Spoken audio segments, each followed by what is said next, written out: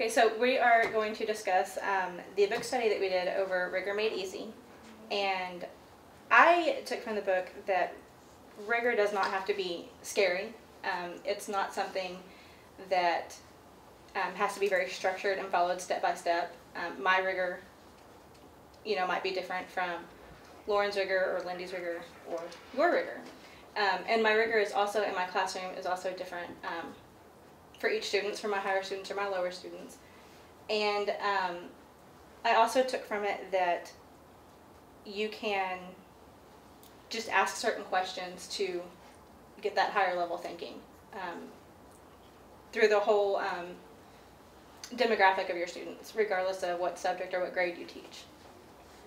I also think it's important that we think about that we are with these students, 8 hours a day, and that we use every moment we have with them to challenge them and make them critically think and build those higher expectations all the time.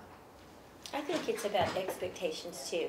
And I think when I first saw the book, I thought kindergarten RIgor just doesn't make sense. But really it's the expectations that we put on our kids. And I think all of us here have high expectations.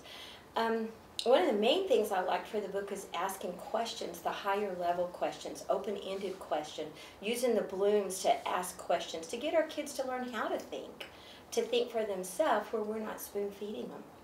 I think that's important. And then to piggyback off of you, Ashley, what you were saying, as in your classroom, how RIgor may not look the same for each child, I think that's very important. In the book it says, having high expectations starts with the recognition that every student possesses the potential to be his or her best, no matter what. I think it's very important to always remember that RIgor is not one size fits all. So RIgor for one child may be way different for RIgor for another child.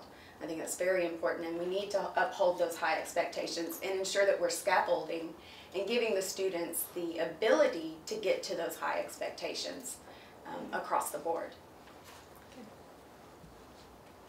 One of the things that I learned from the book and that I can't wait to try, I've kind of done it this year, but I'm going to do it in the beginning of next year.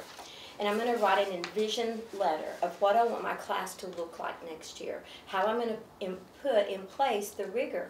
And I'm going to put a lot of detail in it. Like I'm going to start with how I want my class to look, even down to like the sight words, the math, and where I want my class to be and how I want it to be our conversation, how I want our circle time, just to have that open-ended questions.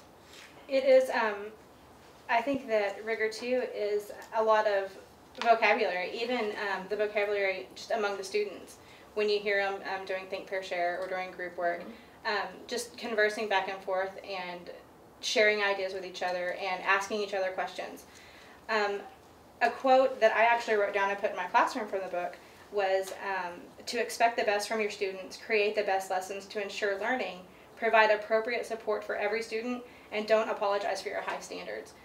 Because I think that some parents can be very, very skeptical of RIgor in such low grades that, they might not understand, why their kid doesn't come up with a spelling list when we're doing the hunks and chunks or whatever. But that it doesn't have to be scary, and we're not learning today like I learned, 15 years ago. We're learning today in a completely, technology-driven world with so much more at our disposal than we had when we were in school. So that's important to keep in mind too.